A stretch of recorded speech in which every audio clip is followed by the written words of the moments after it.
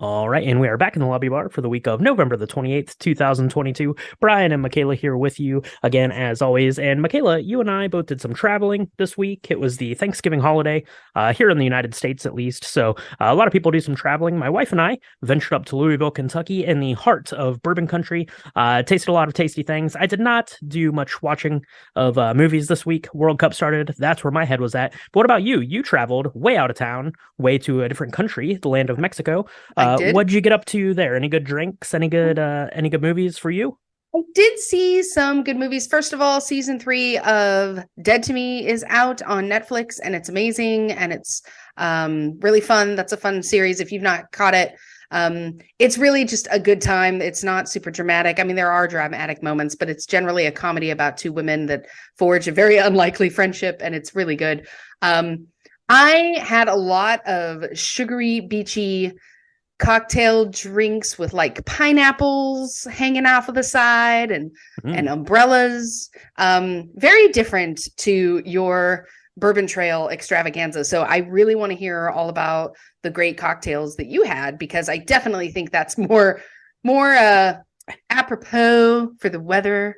Mm. Yes, that's right. It is definitely a bourbon time of year for sure. The weather has cooled off. It is dark and rainy here most days. And what you want to do is you just want to cuddle up with a bottle of bourbon. And that is exactly what I did. My wife and I drove up to Louisville. It's like I don't know, like 6.5 hour drive from here. We did that. We stopped at Buffalo Trace on the way in, did a little bit of a tasting there, visited the gift shop. Every one of the people that I know online were like, hey, grab like 1,000 bottles of Blanton's when you're there. And bad news for everyone, you can't even get Blanton's at Buffalo Trace. So good luck to everyone out there searching for that. But I did do so tasting there. It was really fun. And then we got into Louisville, and there's a bunch of distilleries and tasting rooms kind of in there. So we hit up Angel's Envy and did a tasting there of kind of their port finished bourbon and rye. We went to Rabbit Hole and checked out their gift shop and did a tasting of one of their offerings. We went to a place called Billets and Barrels, which I've never heard of. It's owned by the same people that own Louisville Slugger. It's right next door to the Louisville Slugger Museum, which is pretty cool. And we actually did a tasting and like make your own whiskey there. You get a bunch of different samples there. I made a Drink the Movies special reserve bourbon there, and we're going to be featuring that on some cocktails here later. And we went to Michter's, had a couple of fancy cocktails. It was really good. So anyone who might be venturing up to the Louisville area, you want to make sure that you get a game plan ahead, because we definitely did not have a game plan that much. But most of these places are going to require that you have some sort of like a reservation to do tours or tastings. I think since kind of like the COVID stuff kind of shuffled the way everyone did that reservation kind of system, and plus, bourbon is as popular as it's ever been. You want to make sure you have a game plan. Go to those websites, make sure you get those scheduled well ahead of time, especially if you want to do some of the tours and tasting specific things. Most places have like a little kind of tasting bar where you can do that, or go and grab a cocktail at a lot of places. And there's a bunch of really cool bars in Louisville. So you not be at a loss of things to drink, but if there's something specific you want to do a little bit of homework, figure that out. Most of the bigger ones are outside of Louisville, so you're going to have to figure out a way to drive yourself in and out. And then when you are in Louisville, when you're in these tasting rooms, when you're at these bars and restaurants, they're all going to have like 1,000 whiskeys to try, which is overwhelming. So what you should do is you should just get a house old fashioned, which is what everyone has. They're on their menu. They're very proud of it. It is a perfect way to experience the bourbon lifestyle. And we actually did an old fashioned back in episode 12, Michaela. You remember that? I Crazy sure Stupid do. Love. Good Crazy movie. Stupid Love. Good Ryan movie. Gosling, Emma Ryan, Stone, Ryan Gosling, Emma Stone, Steve Steve Carell, Carell. Amazing. whatever, Julianne Moore. Julianne Moore, that's her name. Yeah, she was in it too. But we did the old fashioned. So we're going to just run through that again. I'm going to be using some of the Drink the Movies private reserve. So hopefully you enjoy this, Michaela. But it's simple, old fashioned. A teaspoon of sugar, a teaspoon of water, and a couple dashes of Angostura bitter go into a glass. Muddle that up a little bit, put in a big ice cube, and then top it with 2 ounces of bourbon. Give it a quick stir, add a lemon peel, and enjoy your bourbon treat straight from Louisville, Kentucky Bourbon Trail.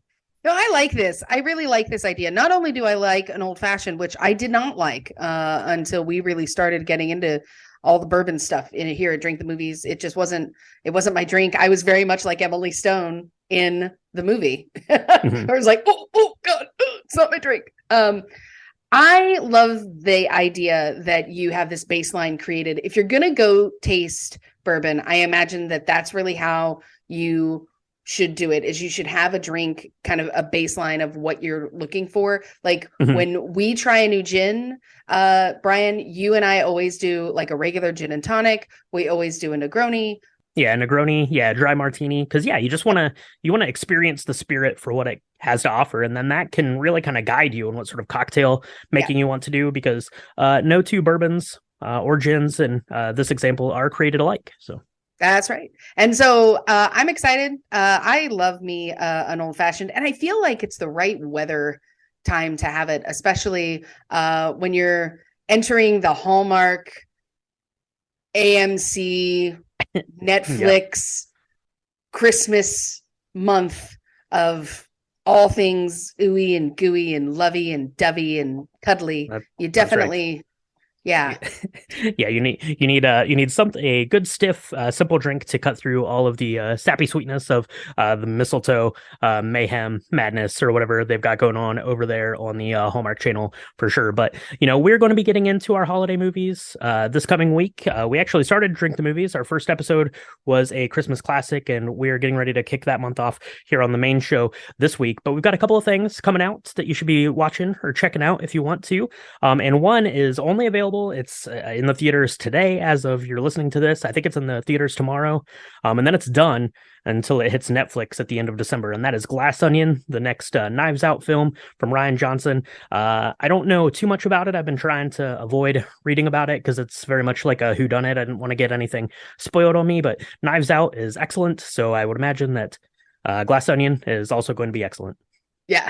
I mean, it's funny because I remember seeing Knives Out, and at first I really thought it was very serious and it was taking itself really seriously. And then I kind Mhm. of realized halfway through that was not the way it was.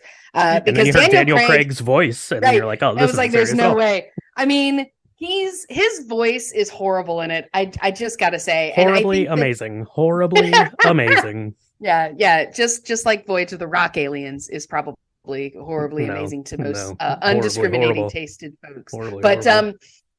yeah, I'm excited about this. I'm excited to see some other films that are coming out. It looks like we're starting to get more into Oscar films season, which makes me happy.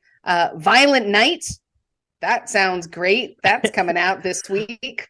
Yeah, it's an action comedy horror kind of a thing. I don't know for sure. It Great. looks very much like it is ripped out of like your movie rental store from the 80s.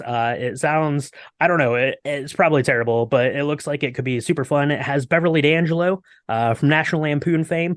David Harbour from Stranger Things is playing Santa Claus. John Leguizamo is in it. This thing is going to be a hot mess, and I'm here for it. I'm very excited about this. I'm probably not going to go to the movie theater and see it, let's be honest, but it'll be streaming somewhere before Christmas time. So that's what I'm going to be doing as far as Violent Night goes. But there's another thing that I wanted to point out to all of the people listening. If you do any kind of, I've been getting into my Oscar watch mode, and one of my big categories is documentaries, and this one is high up the list for a lot of Oscar watches. It's something that is related to NASA and space, so it's very exciting to me. But Goodnight Oppie came out this past weekend on Amazon Prime. Go watch it. It's very heartfelt. It'll bring a little tear to your eye. It's very inspiring. Really good. Oh, yeah. This is going to be I'm going to cry. But I mean, what else is new? Yeah. It's going to be very sad for me. But yes, I'm excited about this because I haven't heard of a lot of uh, documentaries that have made the short list so far this year. Mhm. There's a channel off of Amazon Prime that just does documentaries, and I think you can subscribe to it. And Oh, I okay. immediately thought of you because it had all of these really cool documentaries, and they were documentaries. I don't know if they actually qualify for this year's Oscars because of when they were done, but it was like every week they put out 2 or 3 different documentaries. It's just this documentary channel that you can get Mhm. that which is really cool because if you're just trying to see something that is real rather than something that's fictionalized, that could be right up someone's alley. I've not heard of Goodnight Oppie yet, so I'm excited. But Now that I've seen what it's about, oh, I'm gonna cry. It's gonna make me sad.